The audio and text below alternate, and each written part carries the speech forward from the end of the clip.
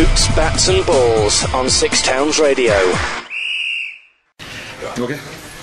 Mark, you described the Chelsea win as a big win. I'd go as far as saying it was a historic win and one that supporters will be talking about for years to come. Mm-hmm. But what does it mean to you and your management and your coaching staff behind the scenes? Well, it was satisfying because it was a job well done on the day. I think a lot of things came together in the performance. We showed a lot of qualities, some in adversity and others when we were in the ascendancy. Obviously we conceded early and we had to show real character to remain in the game at times, but we did, and we got ourselves back into the game. In the second half we just showed a lot of belief in what we were trying to do on the day, and we got the rewards as a consequence. And I just thought second half that was the standard that we have to hit more often than not this season. If we do that, then we'll be fine, and people will understand we're trying to have a good season and a progressive season. We want to try and improve our standard in the Premier League. We're doing okay at the moment, but we want to be in the top half if we can. An excellent win, but this weekend you've got very different opponents. It's Hull Kingston Tigers, City, whatever they're going to be called this week. And a lot of people will be expecting a good result after Chelsea. Is that expectation going to work against you?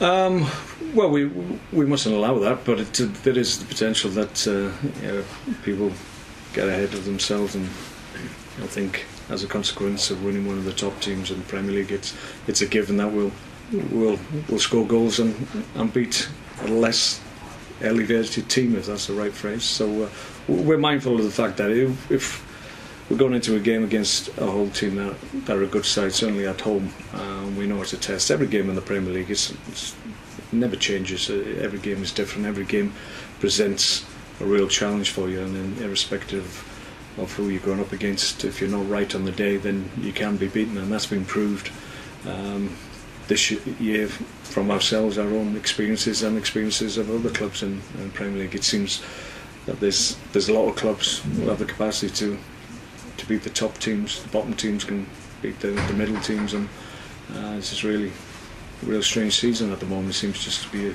top half and a bottom half rather than top six, middle six, and how it usually is. So there's the potential to win against anybody in the Premier League this year, it seems, and lose, of course. Well, Asmir Begovic has got a slight problem.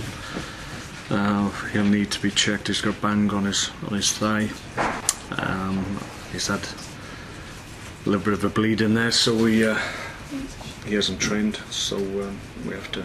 He's a doubt at the moment. Matthew Etherington is fit, but hasn't had a great deal of training, so he's going to do extra work with the under-21s and play tomorrow, so he won't be with the squad, but he'll be okay for next week.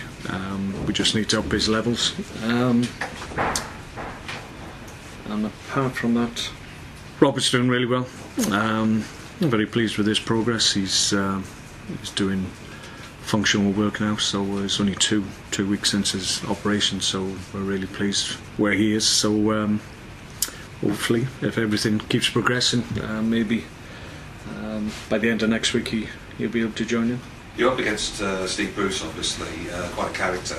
Does the character of the manager that you're up against have any effect on the way you prepare for these games?